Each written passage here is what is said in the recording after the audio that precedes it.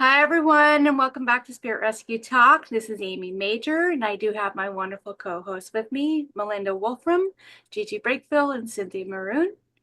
We have a really great discussion today. We were actually really looking forward to this one, and we all definitely wanted to be here for it.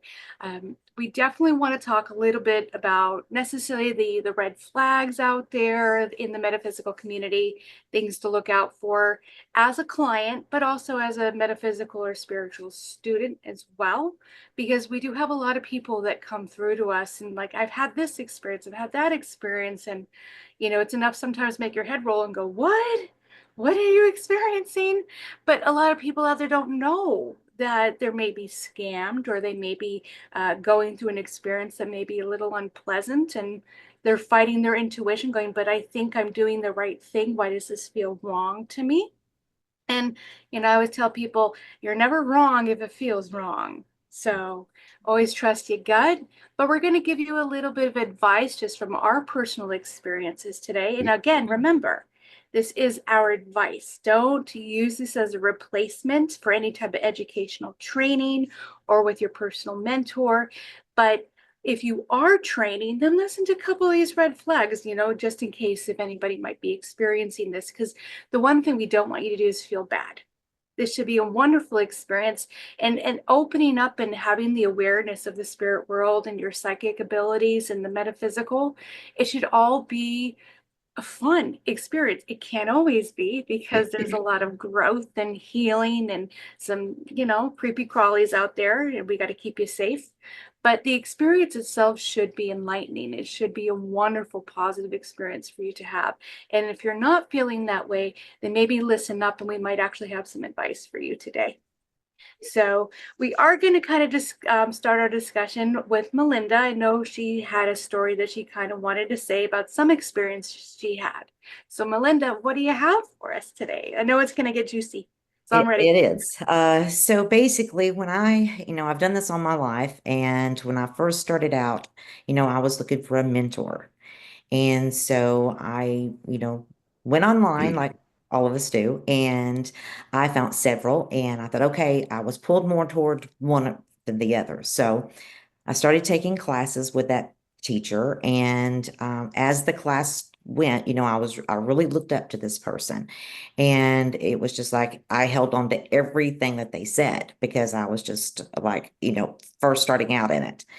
And as I was doing the work and I was starting to hit on some things, I started noticing a distance from the mentor. And so I approached it as, am I doing something wrong? I felt like we were connecting. And then all of a sudden, as the time, it was probably about 6 weeks into the class, I started noticing that you have stepped away a little bit. And I said, and anytime I asked a question or anything, I said, I hardly ever get a response.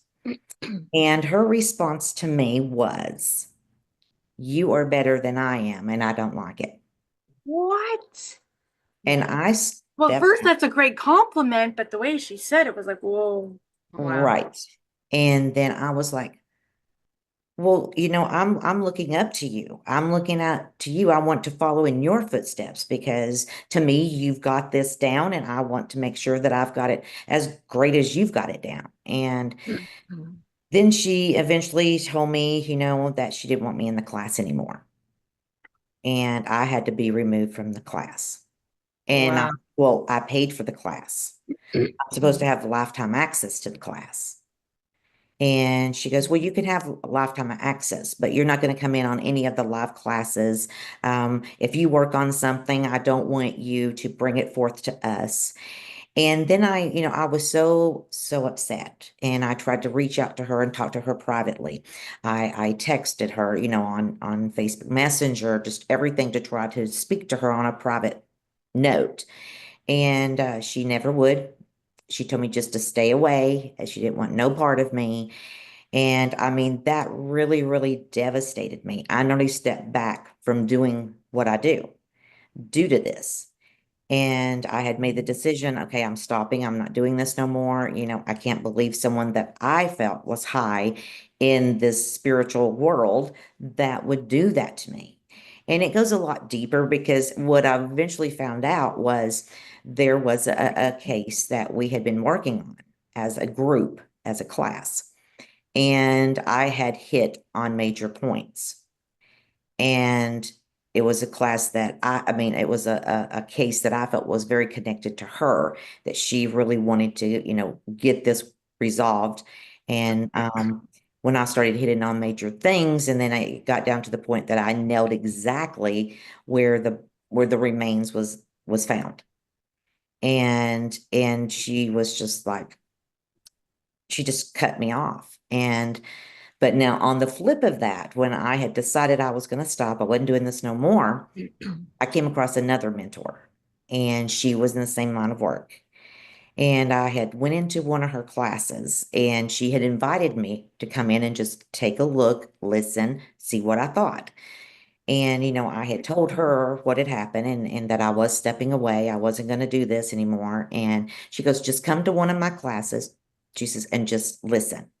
So I did. I went in, and once I did that, it was a total turnaround because she was there and she goes, I've got this I want you guys to work on. I'm going to give you, it's like 15 minutes. I want to see what you get on the case. So, I worked it, and she's like, Melinda, you've hit on so many things. She says, now I want to work with you.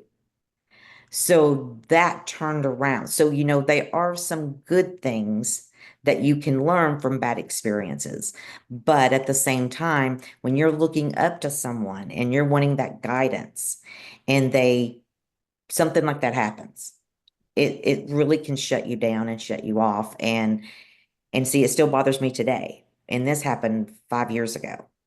Yeah, And I'm just still, I don't understand, because I'm here, like I know all of you guys are, to help other people, right.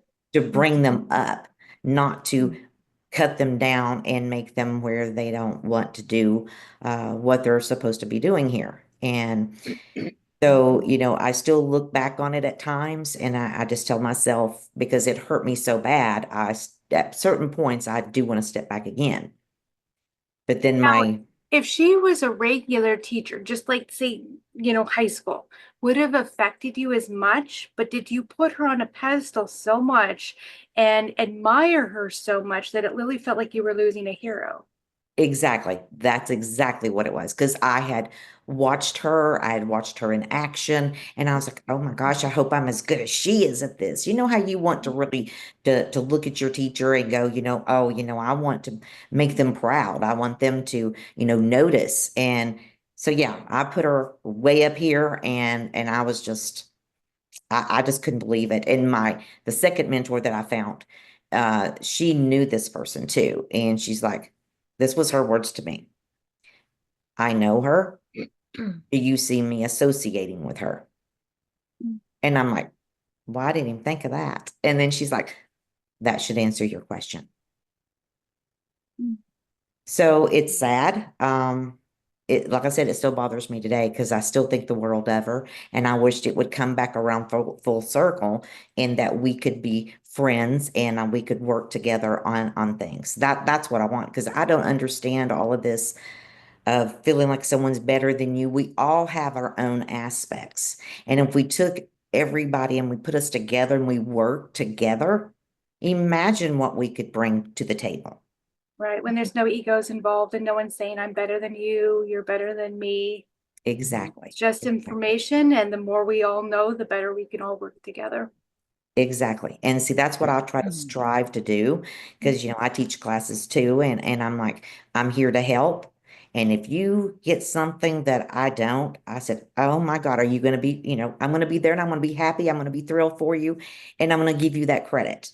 Well, that kind of leads me to the question of, well, okay, you had that bad experience. Do you think you would have been as good of a teacher without that experience to give you the inspiration you needed to be a better teacher for your students today?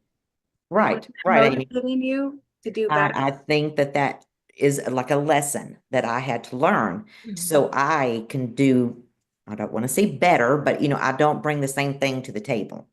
Right. And so, and that's exactly the truth. I didn't even look at that until you just said it. But yes, That's the way spirit works. It's like, oh, let's show them this so they know that doesn't feel good, and that will motivate them so that maybe they won't. Because if spirit knows you're going to be training a large amount of people, then they need to make sure they mold you just right so that you right, can inspire so many people and make sure you don't go down the same path. exactly. That is, oh my gosh. Now, see, I just learned something today. Doesn't it just make you feel good? It does. Brr, brr. And you know And what? That teacher had an opportunity. It's kind of like you highlighted a blind spot for her. Mhm, And, or if it's a her, I don't know. But that, and they had an opportunity um, to heal in that moment, mhm. and instead they chose to look at it like competition Right. and separate the trigger, which was Mhm. you, from the wound that they had, Right. that they didn't have to change. And that's Exactly. unfortunate for them.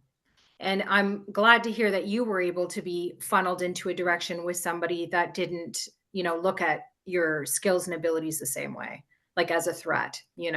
Exactly. Because, when I teach, no matter what it is I'm teaching, I tell everyone, you're going to get something that this person's not, and that person's going to get more, maybe get more information than you're getting, but everybody's information is important. Right. Yeah. And I'm So, so, I'm so glad that I'm relieved actually because these are people when we are searching for help, training, teachers, guidance. We have hope and we're looking up to these people and their words can do a lot of damage if there's jealousy, resentment. And I'm grateful that the warrior in you was strong and is strong. And so you continued on your path. This person did not break you. yeah, exactly, Gigi. I really thought it was, though. I was really at the point of just saying, I'm done with this. And Mhm. then, like I said, the other teacher came in out of nowhere, and it was just completely amazing how I went from this to this with one class. Yeah. there are no coincidences there. Nope, Yeah. But I that's know, for sure. Gigi, that you said that you also had a very similar experience, not exactly the same. Tell us a little bit about your Oh, story. oh my gosh. So I wasn't as blessed. I know there's a lot of people out there that are blessed that have these gifts and abilities and the family is aware of it. And so they're able to take the traditional teachings and give it to the children as they're growing up. Mine had to be kept hidden. And so the light was kind of extinguished for a while. And when we were stationed in Puerto Rico, I had the opportunity to train with a lovely woman. And we got back and we ended up New England, then California. And in California, the house we were renting was really, really had a lot of spirits in it. And I just remember getting ready to leave the house to run some errands. And I heard a woman singing in the hallway. And I just looked down the hallway and freaked out. And I looked at our two dogs and they looked at me with their ears up and they started barking. I'm like, okay, you hear it too. I'm out of here. And I told my husband that night, I said, I've got to get some training.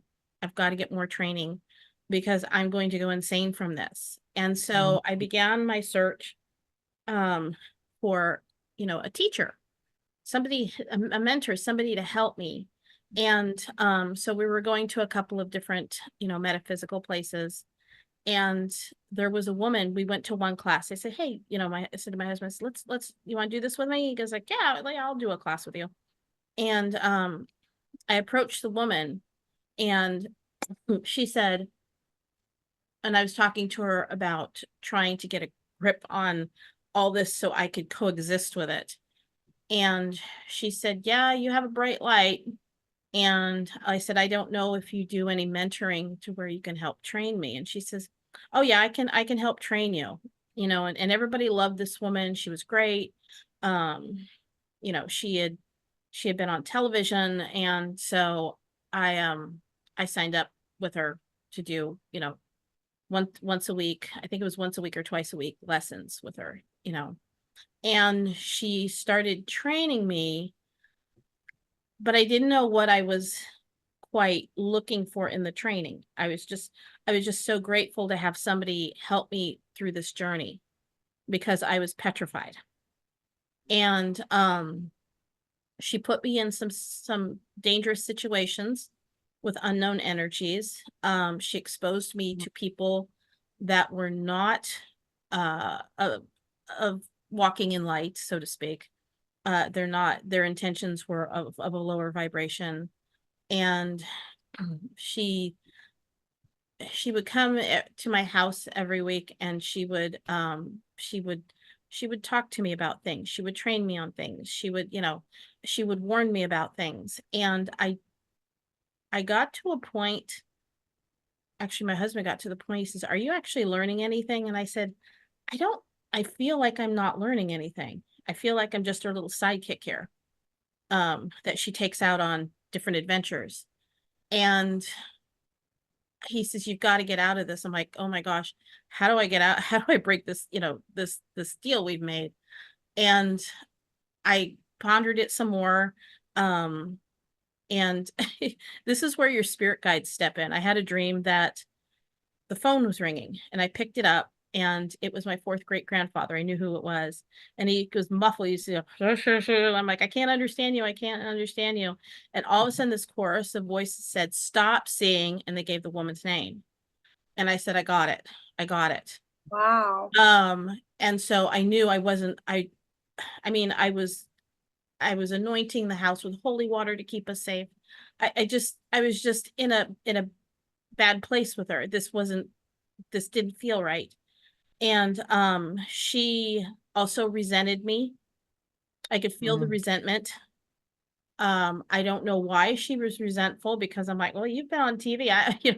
I'm just kind of finding my way here so I can live with this, And so I didn't understand. So there must have been something she was seeing.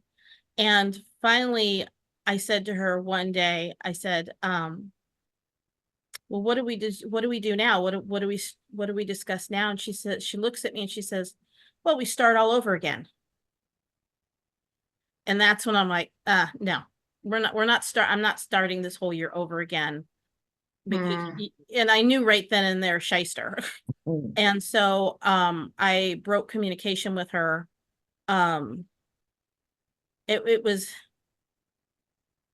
it was horrific. She used fear to manipulate me. At one point, she turned to me and she says, "You're going to be dead at 60. Wow. And I'm thinking about all these mind manipulation things of someone who does not walk in the light, or whose personality is not of the kindness, and truly wants to be a teacher. So there was there was anger, and I turned to my family. I'm like, "What is her deal?" And they said, "She resents you. She's jealous." I'm like, I'm not even like her. I'm not good. I haven't practiced a lot, and it was just enough to shut me down again for a little while. Wow. Wow. Yeah. I can't even begin to even imagine what that was like. I mean, again, it's a mentor, it's somebody that you look up to, and there's a lot of time where, you're paying, because it does cost sometimes a lot of money for these courses. You're paying a lot of money, you're going, and they're like, "Oh, here's just an exercise to do, or just come with me and just see what I do." Some teachers do train through their experience, like, see what I'm doing, and but if you don't feel you're getting anything out of it, you have every right to say, this isn't for me. And you're going to start all over again in a program that didn't work for you. How does that even make sense? It doesn't make sense. It's just sheer desperation of being terrified of what was going on around me that drove me to this person. Right. And so, a good I just think about it, and now when I'm searching for, even up to this day, when I am searching for a teacher for a specific subject, I'm very, very careful. I listen to my intuition. I just listen. If I get red flags, I'm like, forget it. Mhm. Well, what do you think some of those red flags are? Well, sometimes with me, it's just simply looking at the picture. The vibrations of the person come through the picture. Um, I've had people contact me and say, I'm a shamanic teacher. I can teach you, and there's no credentials, there's nothing there, and right then and there, no, sorry, not doing it. But usually it's I get a heavy sinking feeling, and I'm like, no, this is not a good fit for me. They may be a good fit for someone else, but it's not for me, and it's not what I'm supposed to be getting. Right. And another red flag is like, when you talk about the spiritual world and people who have gifts and abilities, she presented herself as somebody that had gifts and abilities that could guide you. And then when you entered into a conflict with her, or a perceived conflict, and I'm not getting much out of this, I don't know what to do, she took her abilities and weaponized them against you. Mhm. You're going to be dead at 60. Mhm. Mhm. Like, that's a character defect in a person. That's not, and the same thing with Melinda, that person, they were taking their position of power and authority, and they were weaponizing it against you to protect themselves, to protect their ego by saying, you can't do this anymore. Mhm. And it's like, we can't lose sight of the fact it doesn't matter what the credentials are behind somebody's name. It doesn't matter how long they've been doing this. It doesn't matter how many followers they have, how well known they are. At the end of the day, people who are displaying those kind of character traits are not the kind of people that I would want to follow, that I would want to be vulnerable with as somebody who's learning, who's impressionable. These are just people at the end of the day. And Mhm. people are flawed, regardless of the message they carry. So you have to have discernment and common sense before anything else, and trust your feelings. Like you were talking about, Gigi, you had a feeling that you weren't getting anything out of this. Even though those who loved you could see it because they know you, right? And you need trust the people that are there supporting you and loving you.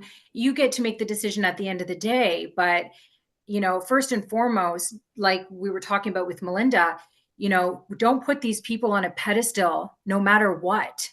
Mhm. That could put blinders on for you, Exactly. Yeah. and that could be leading you down a path that isn't, in your best interest. So Yes. And stay true if to you yourself. and if somebody has scared you, and sometimes I have random people. Occasionally I have a random person will say, oh, you've got something attached to you. And it's meant to startle me. Right. They do this to startle you so you can go see them. There are also people that do it out of kindness, but they they take a nicer approach to it. Right. But I just want to tell people out there, if you're frightened, don't react on the fear as much as you can. Don't react on the fear, because you have a lot of credible people out there that can guide you. I mean, got the four of us here. um, you know, try not to react in fear, because being petrified of the unknown is really it's hard to deal with. It's hard to focus. It's hard to it's just hard. It's hard. Every little noise means something. Well, what does that mean? What's this? What's this? What's this? What's this? And I've had clients who come to me and um and I just, I'm like, talk to me, tell me your story. And they tell me what's going on. And so, if they're interested in healing, I give them that healing, and then I tell them their healing story. And like, I know Amy and Melinda and Cynthia, it's not meant to scare. We're meant to heal. Right. No one should be scaring you. No, not at all. A good practitioner, medium, mentor, teacher, we're here to guide you, to help you in any way. And if you're better than someone else, own it. That's the other person's problem. Exactly. Yeah. And it does stink. It does stink when you have a teacher that's jealous of you. Yes. It does. It's a crappy feeling. But then maybe you're not meant to be in that class. True. And it is possible not to play small with humility and respect. Right. Yep. It's a finesse that people sometimes have to learn, but the reality is you don't have to play small for anyone. Spirit didn't give you these abilities to play small. They want you to excel and be successful, but there's a way that you can go about it, having genuine humility and gratitude for the gifts that you have. And if someone is, sitting back, getting all wounded because of it, like Gigi's, that's their issue they need to work through. Right. We're triggering them. We're being of service to bring some awareness to where they're at so that they too can get to a different place where they don't have that stress. Yep. Well, have you had any experiences yourself, Cynthia? No, I'm grateful. I've done a lot of different types of training, some independent and some not independent, some with teachers and mentors and things like that. And I've been really blessed to actually have people that held the qualities that I would expect, because I think, like, for myself, being in a position, like in my career, I was in a position of trust. I was in a position of authority. And so I have a very high expectation of somebody who's in that position working with vulnerable people. And so I'm tough in terms of what I expect from people. And I've just been, so I do a lot of vetting. I take my time. I don't make quick decisions. I read reviews. I take the time to do that instead of just worrying about the fancy title of the certificate I can earn, right? I take my time. I look at it. I watch them. Like when I first did my Reiki training, for example, I went to go get Reiki treatments from the person that I wanted to learn from first. How did they treat me as a client? How did they receive my questions? So stuff like that. And one thing that I really liked about my Reiki trainer was, she was taught people were asking questions about getting out there and offering services in the community and how many people in our area are offering these services. And she said, don't come at it from a competition mindset. If you feel called to do this work, there is no competition. Just be true to yourself and get out there and do your thing. And that took so much pressure off, and I really, really liked that. Amy, one of my biggest trainers, always trust yourself. I'm offering you information. I'm offering you teaching, but it's not to say it'll be exactly the same for you. So trust yourself and what you're getting. It's important that you have that confident relationship with yourself. There was no competition coming from her. Even in this podcast, and when we started off, this is just our opinion. This is advice. It doesn't replace your mentorship or, again, showing grace. There's more than one way to learn about the same subject. We're not here saying, that's what I'm talking about when I say, like, the finesse with humility. You can still say, this is what I believe, and this is what I believe firmly. However, I'm grounded enough to know that this world is very diverse and there may be other experiences around similar topics, and that's okay. Right. right? Mhm. So those are some of the green flags for me. It is like people that aren't coming at it from a place of ego, that really don't come at it from fear-based perspectives, and that when you go to them with a concern, that they're able to, they prioritize your safety, whether that be mental and emotional safety or physical safety, but they want you to be okay. They understand that they're in a position, when you're in a position of leadership and trust, you have to make sure that the people that are learning from you feel mentally and emotionally and physically safe. Mhm. That's a very big green flag for me. Not being in competition with your students, that's a green flag. Mhm. These are all the things. And I have, like, I'm going to let Amy go, but I do want to come back to a perspective about services and charging for services. We'll definitely I talk. do want to do that before the end. So, but Amy, if you have experiences you want to share. I have been blessed as well with having a really great mentor. I didn't actually search her out. It was something that Spirit kept screaming at me to do. And, when I first stepped into that psychic center and there was the mentor there and teacher, I already had the opinion at the time not to look at her like above me. I kind of looked at her as guide me, help me become more than I am right now. And so I never saw it as competition with her, and she's never saw it with me. If anything, she would compliment me on a lot of the gifts that I had and say, oh, you should think about this, you should think about that. And oh, and come and work with me and let's work together as a team. And it really helped me with my confidence in saying, I can do this. And I think that was a really great mentor in that way.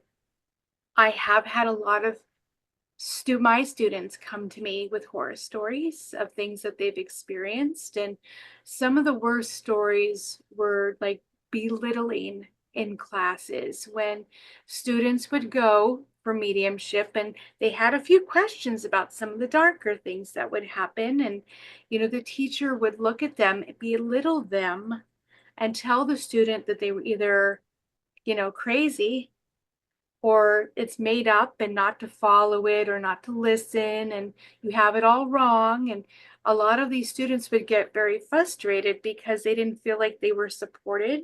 They didn't feel like they were believed, and they absolutely did not feel like they were going to get any attention for this. It felt like they were threatened in a way by some of the students, and the other students. Of course, everybody would look at them like, "What's wrong with you? Why are you talking about that?" type of thing. So I had a lot of students come to me with those stories. I've had students come to me and say that they have not been supported by the teachers, and the main reason they don't get supported by the teachers is because the teacher became a teacher not to actually help other people.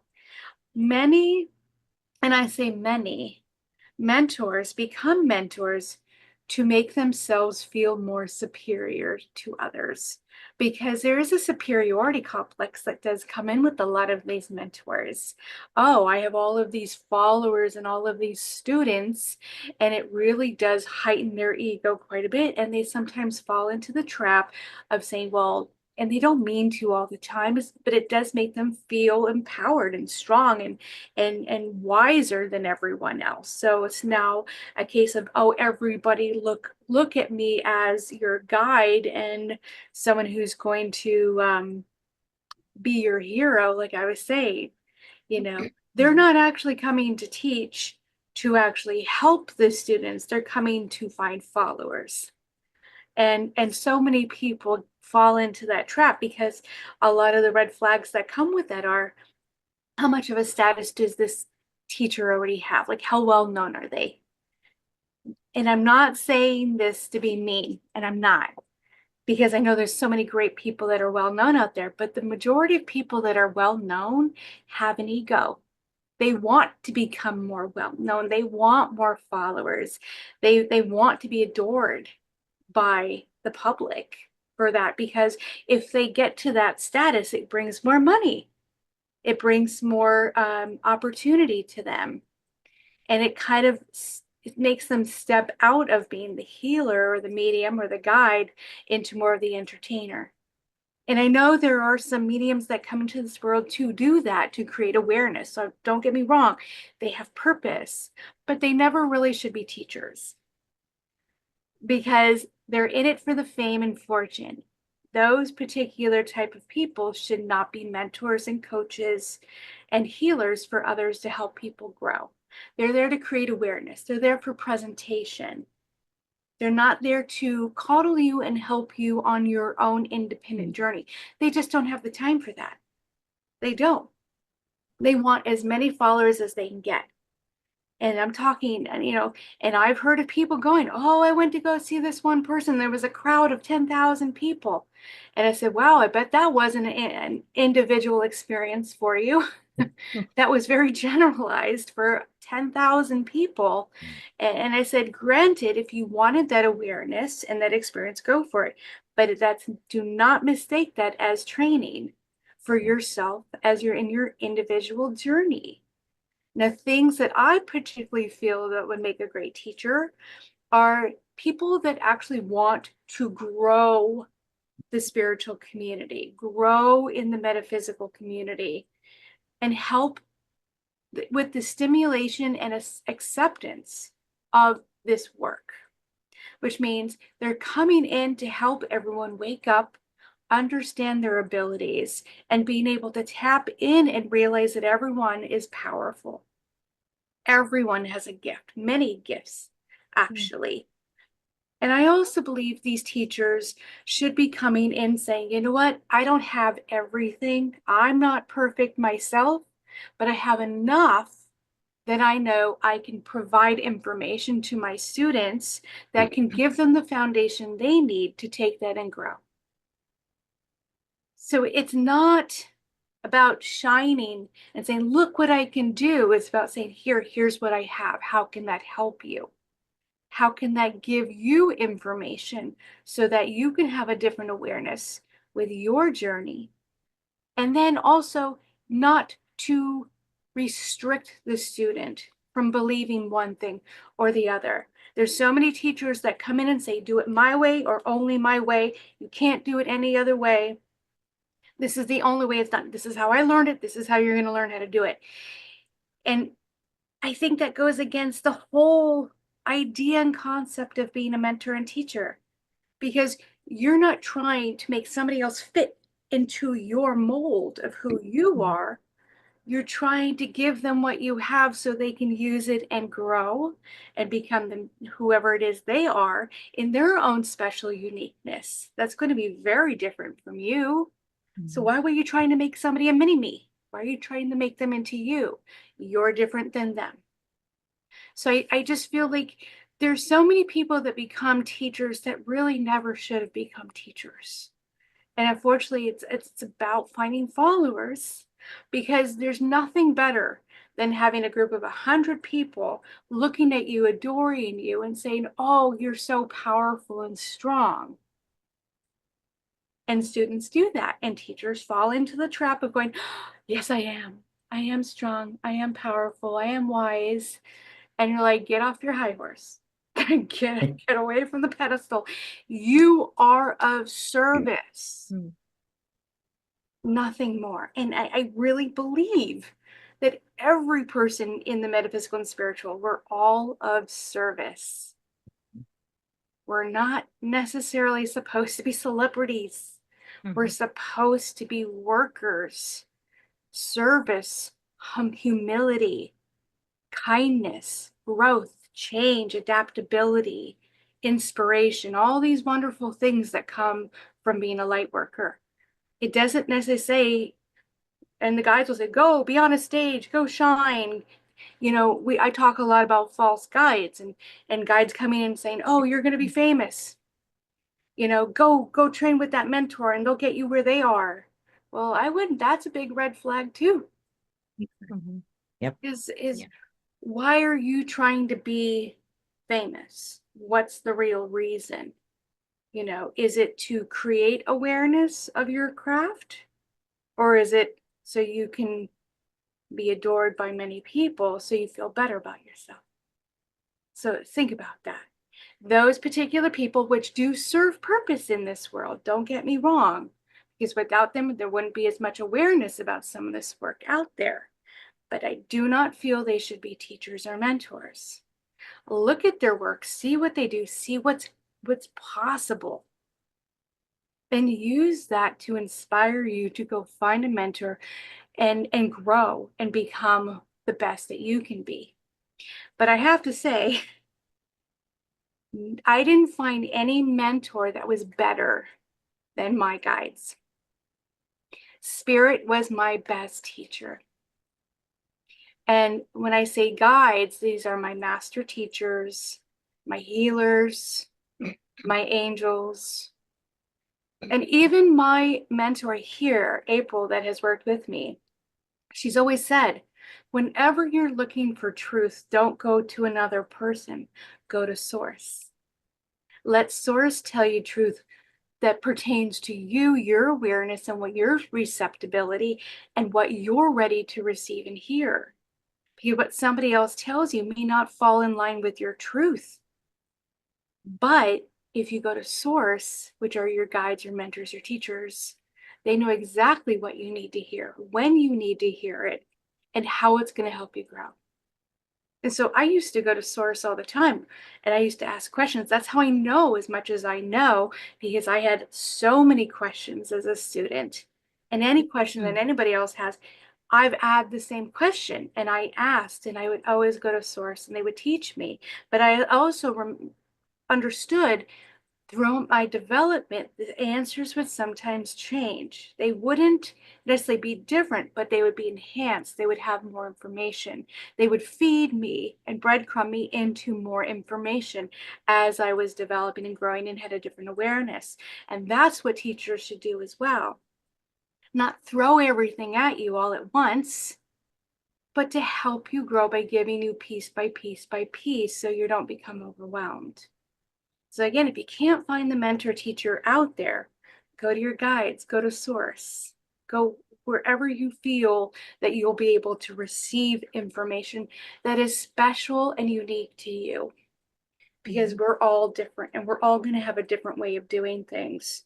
Even if you go to a mentor or teacher out in the world and they do exactly what you do, I guarantee it won't be everything that you do and it won't be the exact same. There's nothing that's going to be out there that is exactly like you. So teachers and mentors give you pieces of information for you to put together, form it, mold it into what's perfect for you. And then you use it like a seed to grow into whatever you feel you want to grow into. It should only be planting seeds. It shouldn't be restricting you, telling you what to do, how to do it, who to talk to, any of that. And when there's restriction, when there's belittling, and when somebody takes you out of your power, they're not the right type of mentor for you. And that's just my belief system with mentors. But I know we wanted to talk a little bit more, not just on finding the right mentor, but maybe finding the right practitioner, the right type of person that's going to maybe help you through a situation. Melinda, did you have an idea or a story as far as what to look for and not to look for with certain practitioners out there? Can I just jump in for a sec? Before we abandon kind of what Amy was saying, I just want to say, if you're watching this and you're like really new into this, the spiritual stuff, and you're like, do I have guides? I don't know who to talk to. I don't source. Like, well, I don't hear anything. I don't know. I'm not sure. And you're just kind of confused about that. You will always have your gut and trust that. So at the very least, don't allow yourself to explain away a reason why you should trust because you really want to do the training. If in your gut, it doesn't feel right, listen to it and talk about it with somebody so that you can get other input and you can see what you really feel as your guide, as you're developing into the ability of being able to know who your spirit team is, to get that information that you need. I just wanted to kind of throw that out there. Absolutely. Yeah. Because I was blessed to be able to hear weird voices in my head since I was a kid. So it was easy for me to do it. Lucky girl. So it's just like, I'm like, God, are you there? And also, I wanted to point out, set intention for yourself. Right. Set intention with our source of light. I'm looking for a mentor who is compassionate, that will work with me. And then once you set intention, I've told a lot of my clients, okay, once you set intention, then don't just sit there in your recliner and expect a busload of people to show up at the door. You actually have to do some of the work with it too. So it's an intention, but it's also, you have to do the work. And that's where you find you'll have things pop up you didn't expect. And that's where, yes, you listen to your gut. You listen, if you're able to hear your guides, you listen to your guides. Yeah. And it won't come right away all the time. Sometimes Yeah. it takes time. Your guides need time to connect the dots. The moment you set intention that you're looking for help or a trainer or something that's going to guide you on your path, okay, your guides are like, okay, then they're ready now. We're going to help them. So we're going to connect the dots and get you where you need to be. But it might not be instant. It might not be the next day. But what they will do is create a feed of attention, inspiration, and awareness to you. So they say, oh, they're ready, but they're not completely sure exactly what they want. So what we're going to do now is give them like a video that pops up that creates an awareness, or they'll feel compelled to read a book, or they'll listen to a song and there'll be a message in the song, or they'll talk to a friend and the friend says, oh, by the way, I was just listening to so-and-so on the radio. Have you heard of them? These are ways that our guides get through to us and say, pay attention, because this is the next step on your journey that will create awareness for you to know exactly what's right for you, which works really, really well if you pay attention. You got to pay attention to it. So, but when it comes to practitioners, getting back on track, when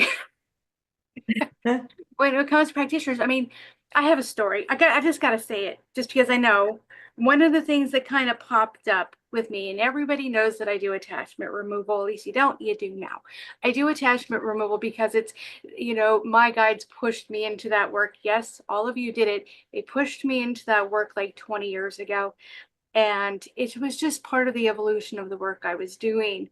And so I didn't know what to charge. I didn't know, what to say. I had to learn. I had to develop my gifts and figure it out and try really hard not to mess up, because there's a lot of messing up to do out there, and you're hoping you're not going to like screw somebody's head on wrong or put them back, the wrong way, or send them into astral space and they were not able to drive home. Not saying I did that often. I did it only a handful of times, but I did do it. I messed up. But it's like I would always try to ask for, a fee that was appropriate, or talk to the client and find out what's really going on and understand there's counseling and look at the practical things of the work I do, because I understand my work is very taboo.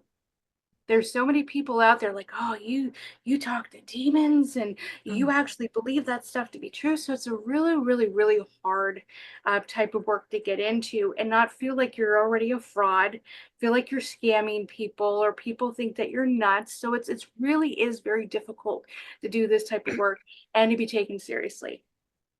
With that being said, there are a lot of people out there that do fraud clients out there. And I had a recent experience that just made my blood boil just a little bit. And I told a few people here. And I do house clearings as well, but I had a client come to me and she's like, I have, a child of mine that's going through quite a bit right now, and I feel like he might be attracting something negative. I did talk to another medium who did say that there was a demon in our house that was controlling my son, and in order for them to clear this demon out of the house, she had to pay this medium $10,000 to do some type of demon curse removal. And I literally just went nuts. I'm like, first of all, you don't even know if that's true, because a lot of the things the medium was telling the client wasn't something the client even felt was true. She's like, yeah, it could be true, but I'm not so sure, but I don't know, because I don't know what this energy can be. But it really seemed really intense, and I didn't feel right about it. That's your first red flag. I didn't feel right about it. It didn't make sense for me. Something was off about this. Second red flag. Who in the world charges $10,000? $10,000. I'd be a rich woman if I chose that kind of money. No, no, that's not appropriate. I don't care. I know I'm going to have tons of mediums out there going, you shouldn't tell us what to charge. No, I shouldn't tell you what to charge, but I am going to tell clients it's bogus. Nobody should be paying $10,000 for someone to come in and clear energy in a space off a person. But I also believe people shouldn't have to do it for free either, because there's a lot of people out there that say, well, you have a gift that should be given away for free. I'm like, well, tell that to a whole bunch of other people that made it into a profession and they charge. Just because we're psychic and we're mediums doesn't mean that we can't charge for our time, because it does take time. So there's both sides of it as well. But when you've got red flags of it being way more than you expected, for someone telling you something that just seems way out there, like you wouldn't even believe it to be true, and it doesn't feel right, I say walk away and get a second opinion, which is what this client did with me. And I was like, nope, there's no demon. There's nothing going on, but there's a lot of energy projection of a lot of depression that's creating a lot of negative energy in the home. It can be cleared, but I'm not going to come in and clear your home just for it to continue. The person needs counseling. The mom needs counseling. You all need to heal together. And that's going to stop the negative energy in the home. So I wasn't even going to charge the client to say, I'm going to come in and clear you, because it was only a temporary fix. The real healing was something that was more long term. But she wasn't going to get that from the other medium. The other medium was going to come in and say, yeah, I'll charge tons of money. I'll do a few spells and you're good to go. Mm. We all know it's not that easy. It's not a one and done. And healing is usually not a fast experience. It takes time and sometimes your whole life to heal. So don't expect major transformation in a short amount of time for a lot of money. That's a big red flag. So does anybody else have anything that kind of popped up with them that kind of says, wow, I can't believe a practitioner just did that or said that? Not we're throwing anybody under the bus or anything. I just want to say something while the girls are thinking there, but just about the idea of charging, because this was a really big perspective switch for me many years ago, that I was once the kind of person was like, well, you know, if I have a gift with spirit, that's, I've been blessed by spirit and I feel I'm doing spiritual work, I'm doing God's work, whatever you label it as, that why am I charging? You know, what is fair, you know? And you get caught in this cycle. And I don't feel I'm the only one of trying to really, really want to live your purpose and do this full time, but it doesn't pay the bills because I don't want to charge, because I don't want people to think that I'm disingenuous. Right. And so then I'm working a 9 to 5, which restricts my ability to do God's work. And you're caught in this back and forth. So I actually am so grateful. There was this online summit that I attended, and it was all about the frequency of money and the spiritual community. And it was just, you know, one perspective. That's all it took. It was a week long and I listened to a whole bunch of stuff, but it was just like one perspective. And it was that, do you mush together the idea that a service is only offered to you in a sincere way if the practitioner doesn't want money? And they're linking together sincerity with the charge or the fee. And it's like, if you're doing this from God, if you're supposed to be healing, if you're supposed to be helping, then it's not very sincere if all you want is money, because money is the root of all evil and money is from ego and blah, blah, blah. And it's like, actually, no, money's a necessity as part of the human experience to live or to be independent, you know? And it's like, for me personally, you know, if I'm going to charge so that I can do this full time, why is that so weird, or why is that bad or negative in some way, when there are lots of other people who have different gifts and abilities? And I'm not harping on the sports community, love the sports community, but they have gifts and abilities, and they've got very well paid contracts to use those gifts and abilities. And we don't look at that as, some may look at it as outrageous, but it's like, that whole line of thinking really challenged me. And it really took away a lot of guilt that I felt, because I'm like, no, I am sincere. I am authentic. And I do things from a good place and a genuine place. And if you don't think I am, because I'm charging what I need in order to survive or to pay my bills or support my family, that's a you issue. Then I'm not the practitioner for you. Blessed be on your way.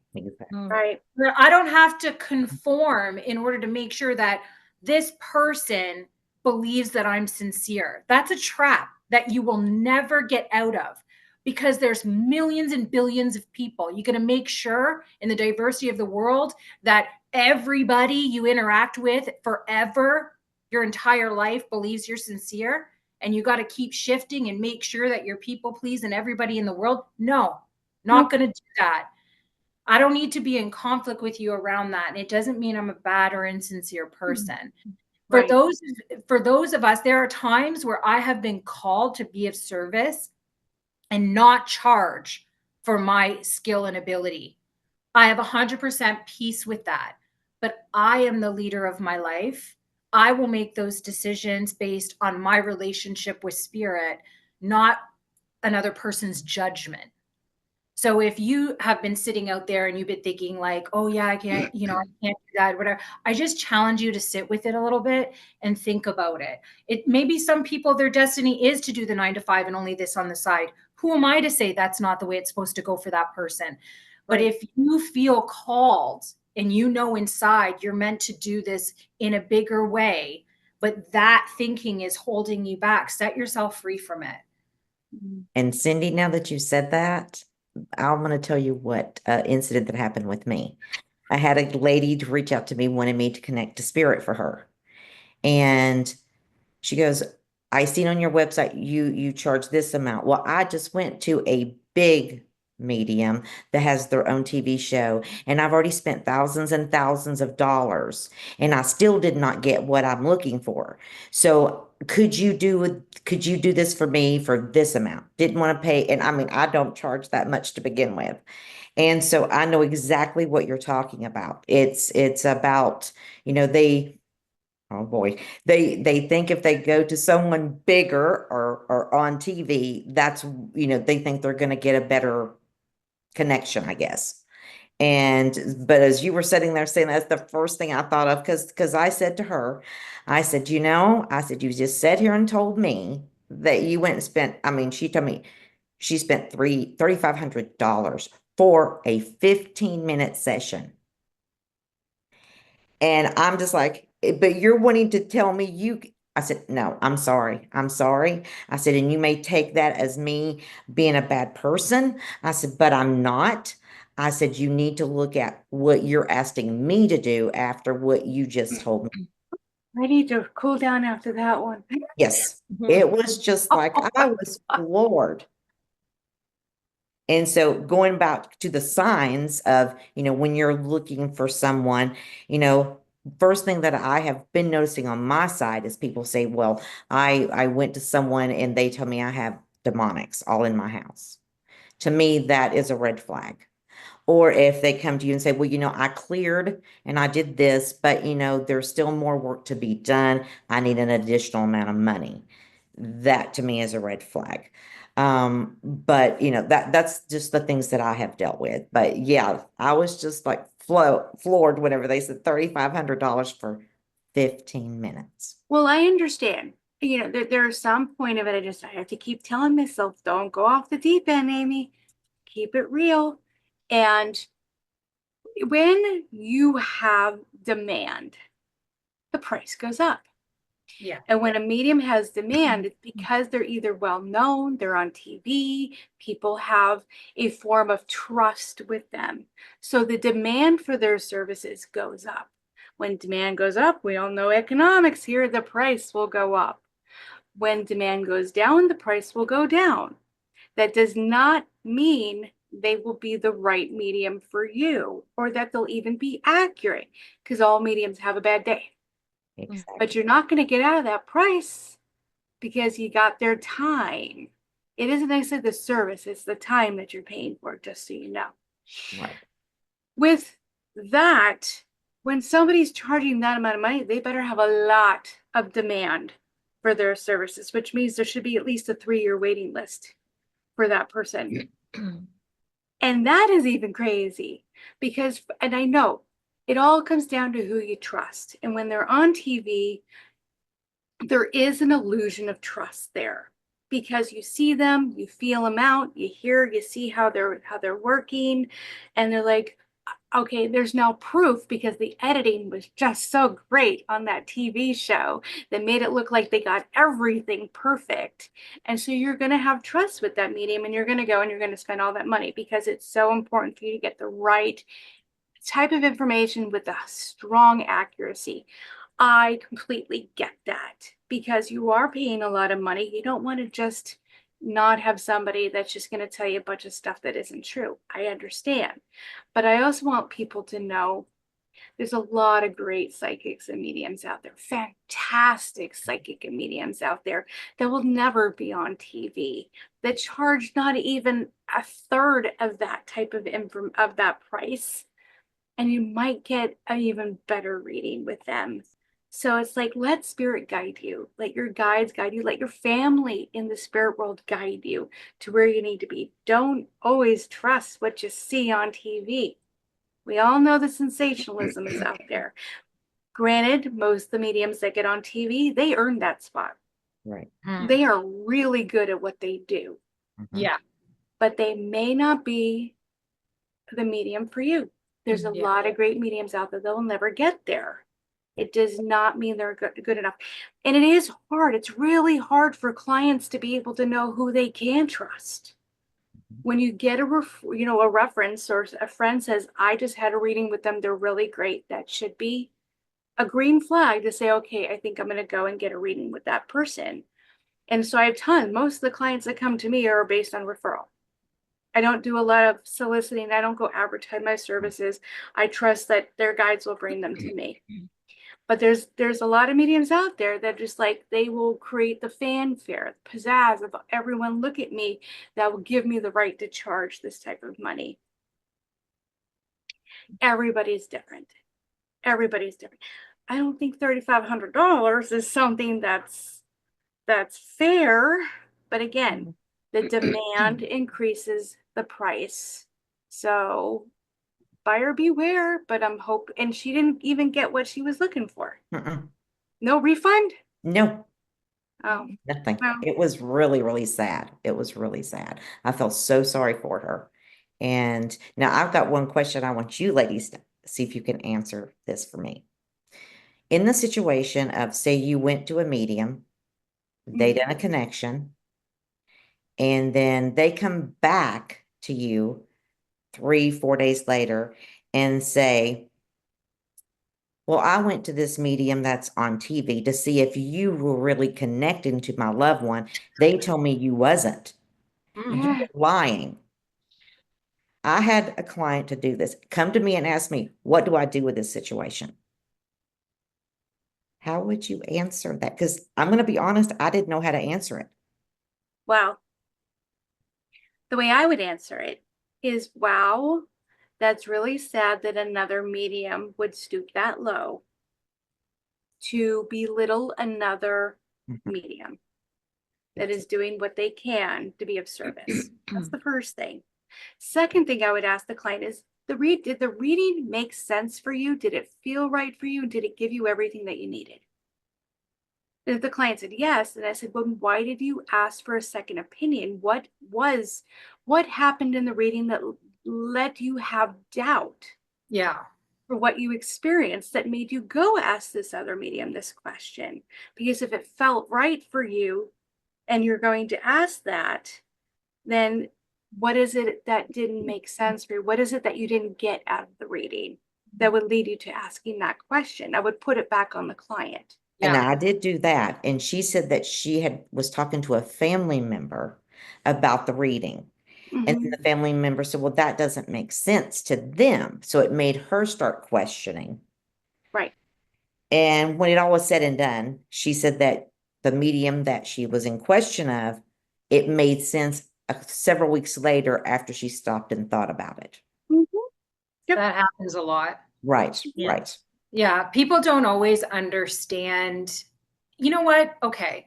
From a place of compassion, I can understand why the average person or the public has a lot of trust issues and apprehensive for a service like this, because it's not like they're coming to you and you're giving them something physical to say, here's what you paid for, right?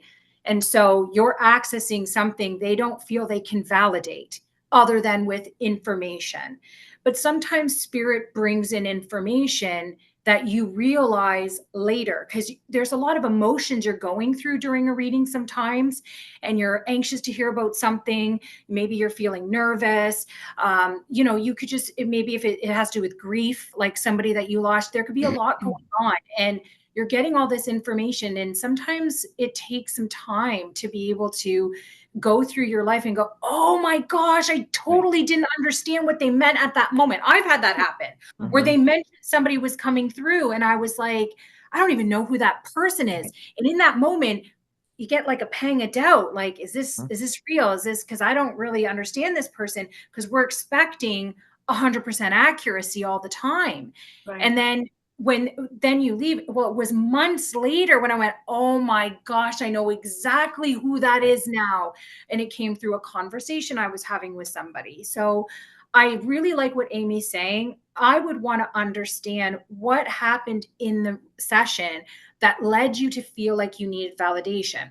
And like, respectfully, their family may say that doesn't make sense, but it doesn't mean that spirit was wrong in the way Right. they were delivering the message. There's that as well, right? So this circles back to what Amy said earlier, which is you're paying for the time, not a guarantee of Exactly. anything. Even when you purchase something from the store, you don't have a guarantee it's not going to break. Right. And yes, you can go back and advocate for a refund, but even those have time limits sometimes. Mm-hmm. And then you feel like you're out, this is part of the consumer process, and we have a responsibility as people giving service to be as honorable and integrity as we can. But the thing about the other lady, it's like, if someone came to me and said, oh, Cynthia, I went and talked to them and they said you were wrong. I say, well, I can't really speak to the person you were speaking to and their ability, and if they were even reading my energy or the energy of that interaction we had correctly.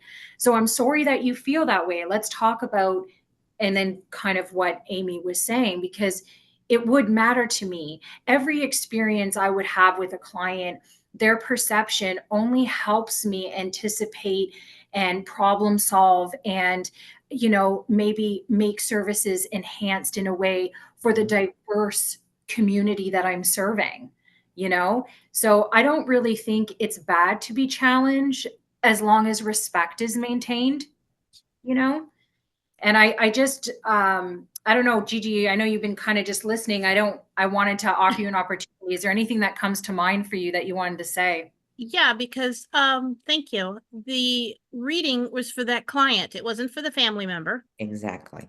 And so, yes, we do share the readings we have. We want to talk to somebody about it. But just because, my sister says, well, that doesn't sound right to me. Well, the message wasn't for you. The Right. message was for me. And when I do readings, I make sure that I stress to clients that spirits come through and present us with things to, one, validate that they're there. Also things that they want to talk about and reassure you, because it's a healing session for the client. But not everything is black and white with a whole conversation going on. We're going to be shown, a footstool, which, sometimes the client takes literally. Well, I've been looking all over the house for the footstool. Well, that, keep in mind that these are symbols of things that, the spirit's telling you. And like I said, this is a personal thing. First of all, that's great that the person shared it with another family member, but it wasn't their message. And to check up behind you, so to speak, yeah, ego wise, yeah, sure, it feels insulting. I've had a client do it to me where she's seen about 5 or 6 different psychic mediums, and she was looking for something specific, and she was looking for her mother, and her mother had passed on before she, way, way long ago, so she didn't know her mother. But what I had coming through for information, she was challenging it all the time. It was a challenge. It was a challenge. It was a challenge. And I stopped at one point and I said, I know this is hard for you. I said, I know that you're angry. And she was very angry. She was bitter, a lot of anger. And I said, this is what I'm being presented with to give to you. And there's a reason why I'm being presented this to give to you. This is your message alone.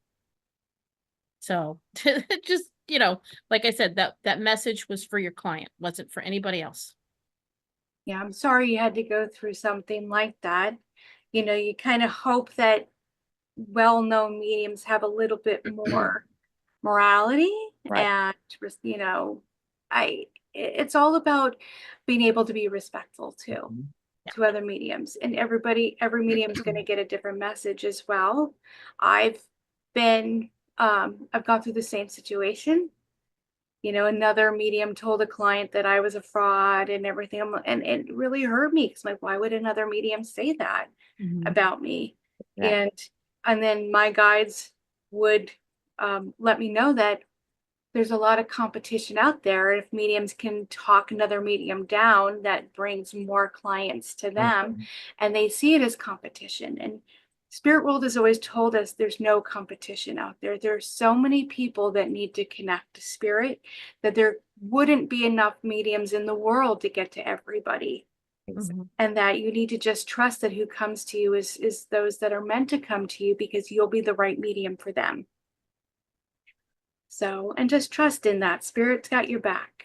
You're coming with integrity and love and respect, and that's all you need. And just be proud of what you do, and just know there'll be haters. There'll be people out there that will be disrespectful and quite cynical in some ways as well. Don't let that get to you.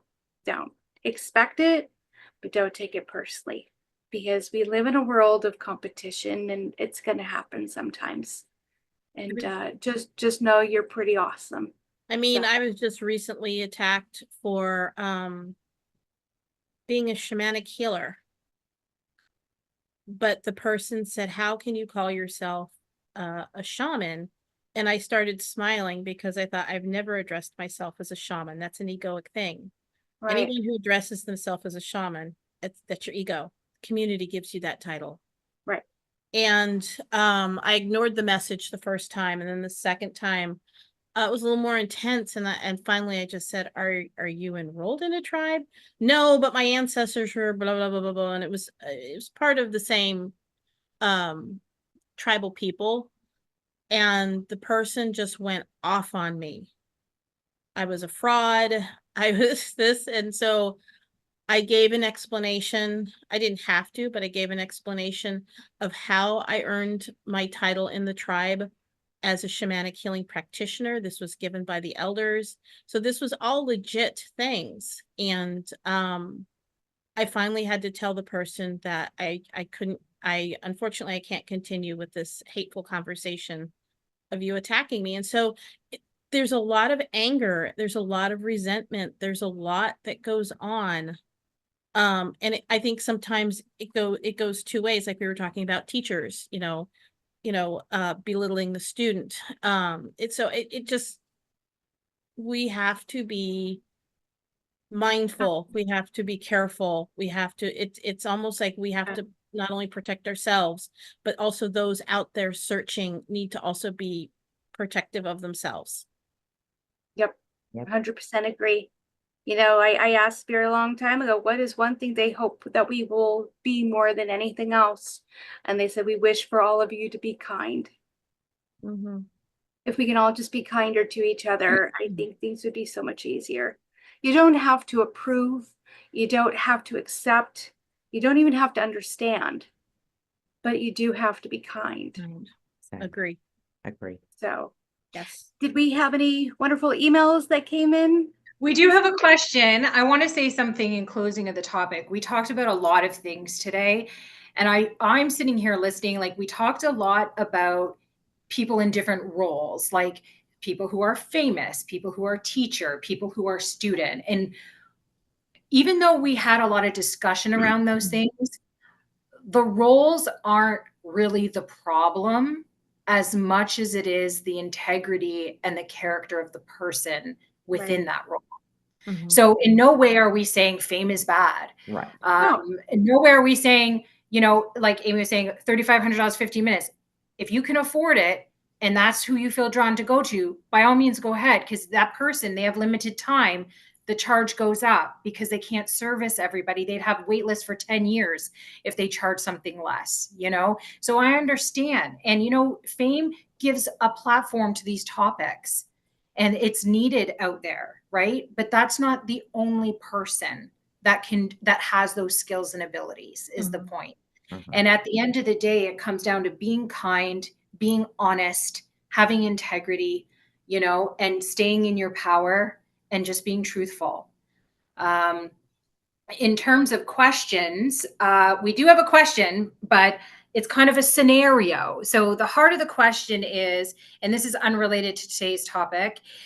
So one of the audience members wanted to know, how can you really discern, and let's do it from a newbie level, okay, a new beginner. If there is a spirit around, and they gave an example. Okay. So it says, yesterday, our microwave beeped and displayed 100% power when it hadn't been used in hours with no human interaction. At the same time, the dangle pull cord on the ceiling fan started moving back and forth with a lot of movement. No windows were open and no one was in the room. So they're seeing physical things going on, but they don't have that spiritual ability to see or sense. So they're like, how can somebody without maybe all of those spiritual abilities that is interested in these topics, how can they discern? What could they do about that? How could they respond to it? Melinda, what do you got? Well, one of the things that I tell people, whenever I get a statement like that made, first thing I want to do is, I tell them, not to think first and foremost that it's negative. That the one thing I would like for them to do for me is screenshot the area in the vicinity of where this happened. And I will take a look at that. But as far as them knowing themselves, go with their own, in what they're feeling, their gut is telling them. That's what I always tell them to do. If they feel like it's something that's, a family member, to go with that gut feeling, because that's really their intuition, their psychic, because we all are. And for them to go with that. But at the same time, if they're feeling that there's something that's heavy or they're getting a feeling from their gut, to also pay attention to that. Gigi, what do you think? Don't freak out. Seriously, don't freak out. Do not freak out. Please do not freak out. 9 times out of 10, you've got someone trying to let you know they're there. Right. It's just a matter of figuring out who's there that wants you to know. And yes, don't go. I agree, Melinda. Don't go to the negative. Right. Okay. Because you may be having your Aunt Tootsie show up Exactly. because this may be the day she died and you guys had a great relationship and she just wanted to let you know she was there.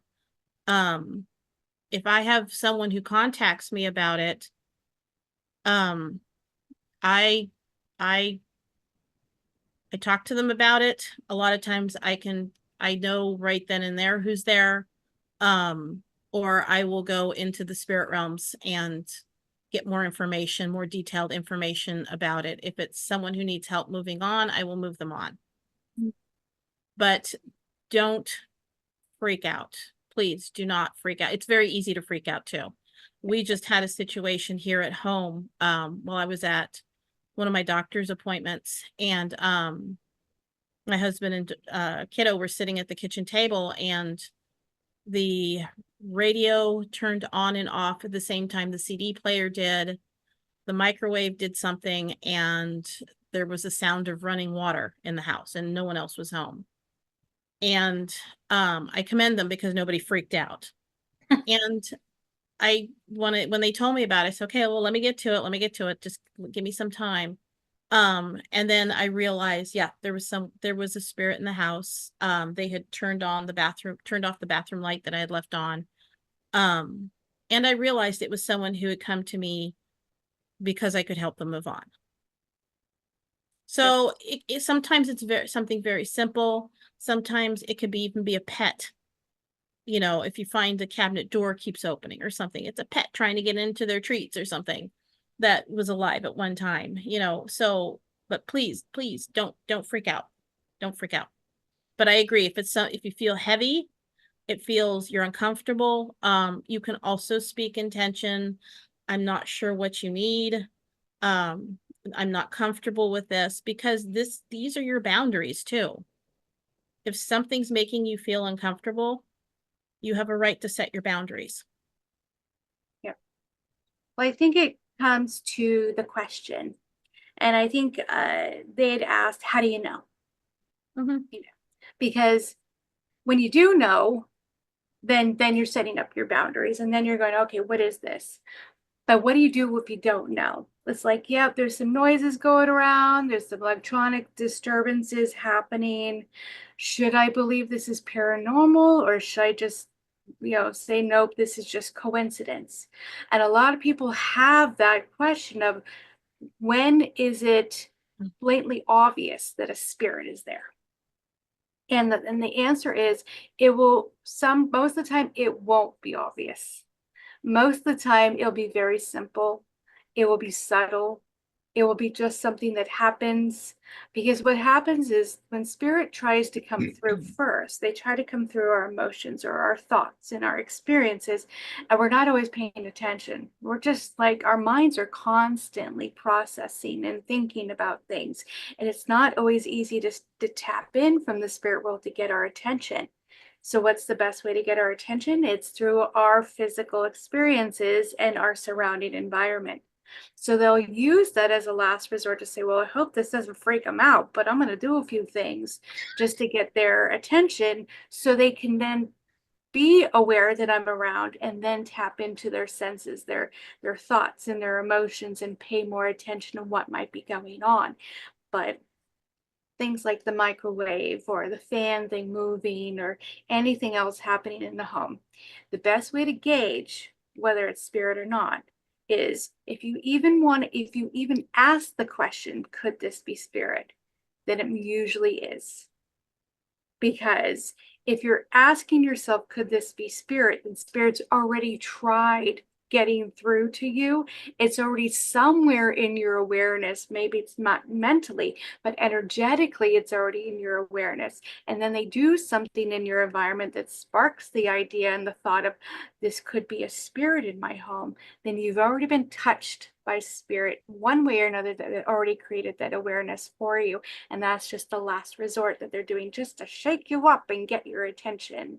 So I would say yes, most likely it is spirit. Those are great perspectives. Like, really, think that was awesome. That really had me going, Gigi, don't freak out, because you're right. Very unnerving, because for what Melinda was saying, like your first assumption is usually it's negative.